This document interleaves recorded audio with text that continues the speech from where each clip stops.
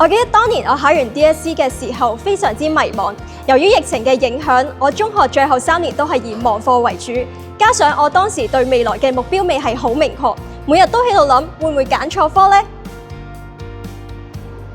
如果你同我有同樣嘅煩惱，就唔好錯過城大嘅 JUPAS Consultation Day 啦。當年我都係因為呢一個活動先至有機會去參加到唔同嘅課程講座，清楚了解各個課程嘅特色。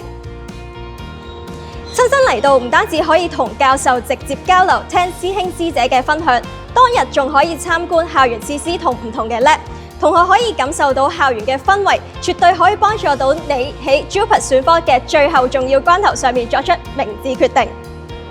城大嘅 JUPAS Consultation Day 會喺嚟緊5月17號晏晝1點至5點舉行，當日會有超過50個活動，包括課程入學講座、入學諮詢、校園設施參觀以及學生分享。